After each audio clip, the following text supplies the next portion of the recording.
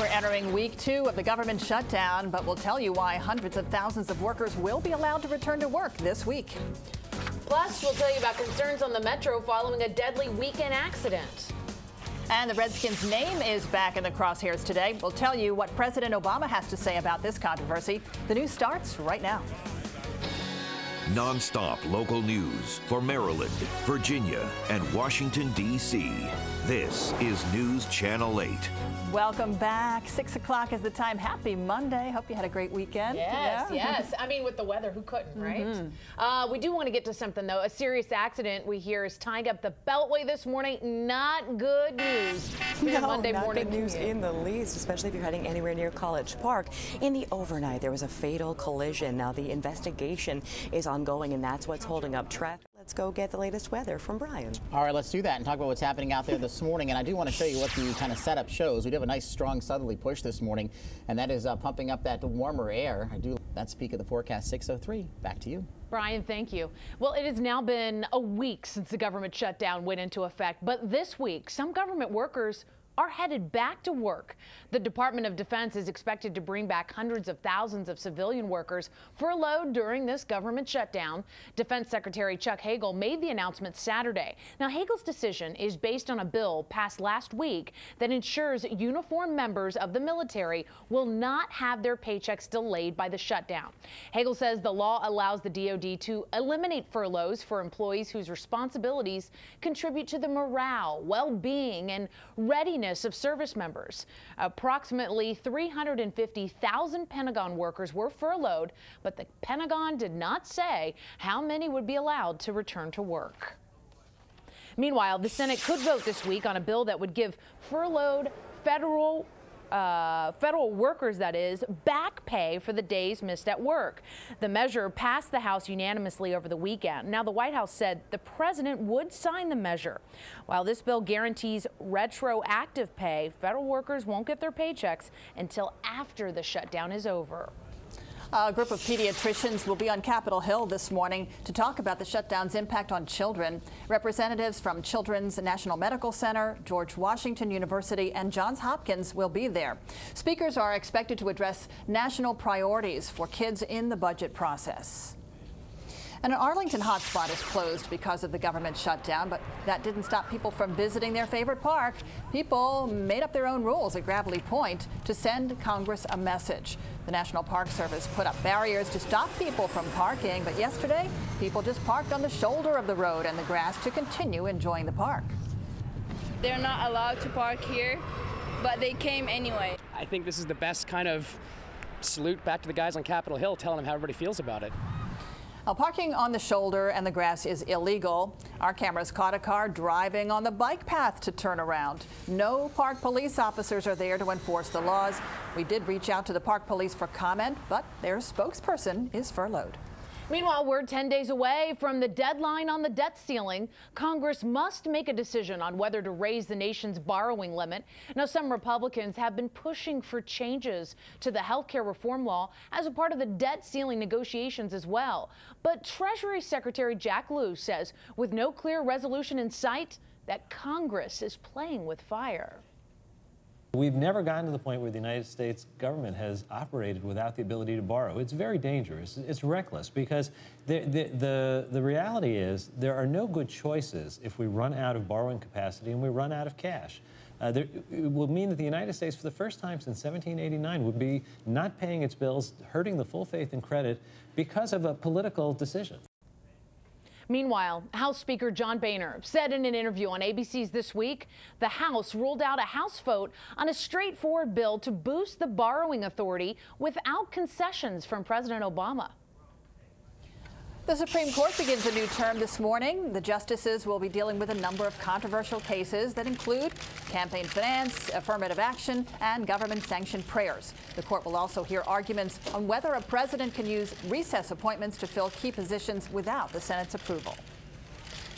And things are getting back to normal this morning after an explosion and fire on Metro's Red Line killed a contractor and left 2 Metro workers seriously hurt. It all happened between the Union Station and Judiciary Square stations early yesterday morning. John Gonzalez is live this morning to talk about the concerns on Metro. John?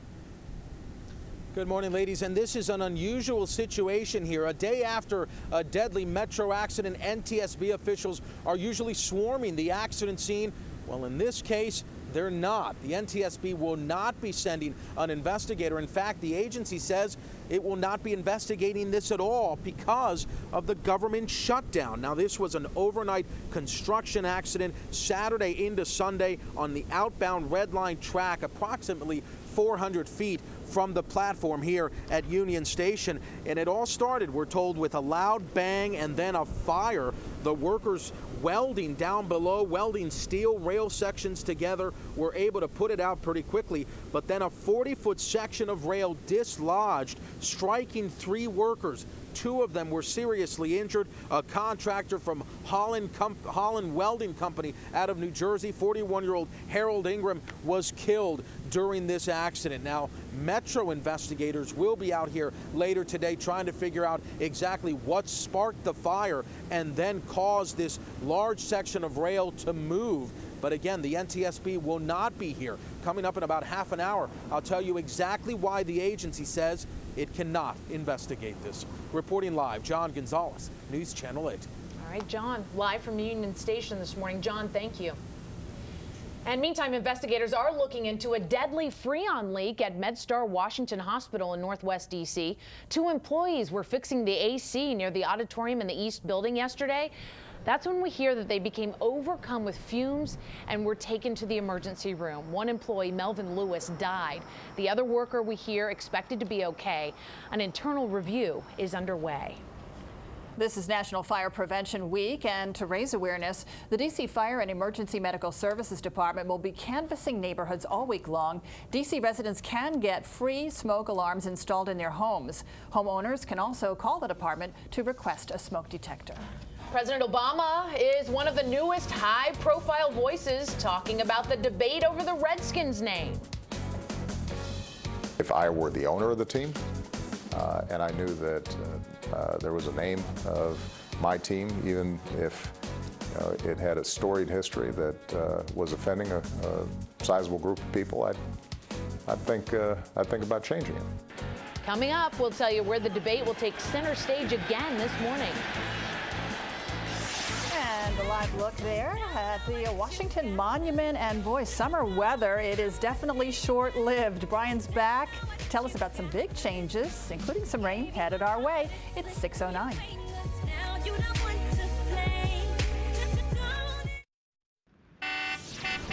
Good Monday morning and a roadway reopening, so at least there's been some progress made on your College Park commute. The interlude. Now let's get the weather update from Brian. Good morning. Hey, good morning. Thanks so much. Outside this morning, Liz, as we get started, very warm, very muggy out there across the area, and watching carefully this morning, a line of some showers and storms from the Midwest. Let's look at the forecast. Back to you. Okay, Brian, thank you. Well, the debate over the Redskins name is expected to take center stage once again today. Oh, once again, the NFL holding its fall league meeting at a hotel in Northwest D.C., and members of the Oneida Indian Nation will be at that location to again call on the Redskins to change its name. Brian Carter live at the Ritz-Carlton Hotel with more on this one. Bree. Well, that's right, the hometown team. The name of it specifically will be the hot topic here at the Ritz-Carlton later this morning. As you mentioned, the NFL having a meeting here, but also the Oneida Indian Nation going to be holding an event at the same time here at the hotel as well. They are going to be continuing to call on the NFL to try and talk about changing the name of the Washington Redskins. Well, they do have a mascot urging the campaign to urge the change of the mascot and the name of the Washington Redskins. Earlier this year, the group launched an ad campaign urging the NFL to listen to those people that have been offended by the name and the mascot. Well, over the weekend, President Obama even weighing in on all of this. He said, quote, "If I were the owner of the team and I knew there was a name of my team, even if it had a storied history that was offending a sizable group of people, I would think about changing it." Well, we do know that team owner Dan Snyder has said repeatedly he has no plans to change the name. We also heard from an attorney who represents the Redskins over the weekend, speaking out in a statement saying the president isn't aware that in an Associated Press poll, 8 out of 10 Americans support the current name. Well, there are expected to be a number of big name people here during this event later this morning, including a number of members of Capitol Hill who support a change. Well, certainly the debate will continue here later today. Back to you guys inside. All right. I doubt we'll get this settled anytime soon, though. Like anything in Washington, right, Bree? Bree, thank you for that report this morning, live from Northwest D.C. Well, speaking of sports, it was a bye week for the Redskins, but the Ravens hit the field against the Dolphins yesterday. Baltimore won 26-23. A suspected al-Qaeda operative will be interrogated while he is still in military custody after a pair of high-profile operations over the weekend. We're going to tell you what special team the Obama administration called up.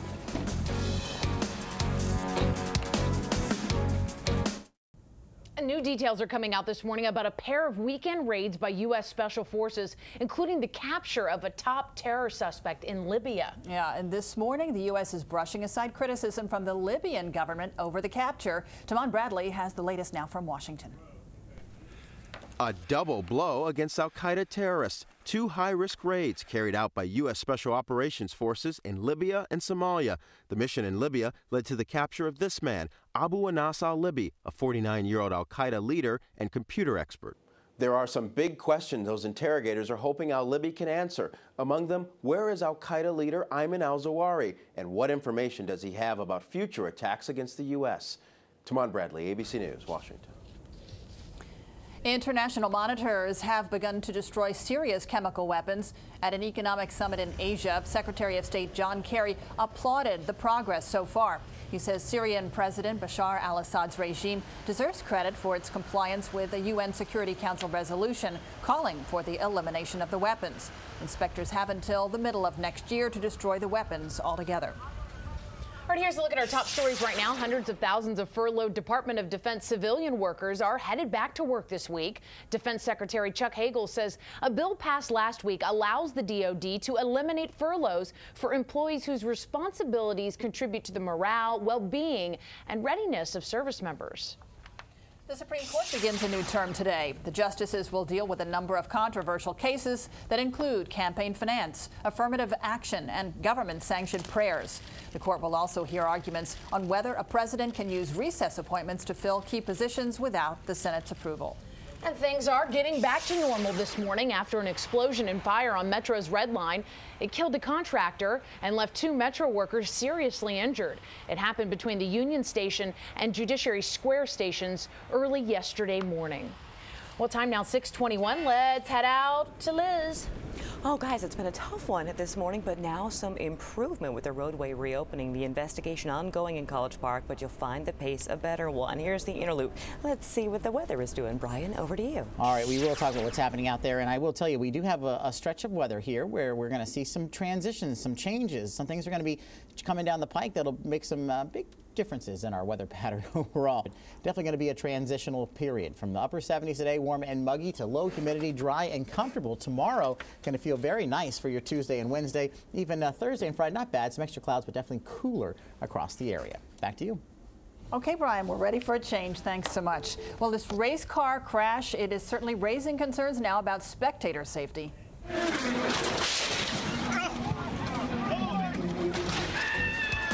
Coming up, we're going to hear from a man who caught that crash on video.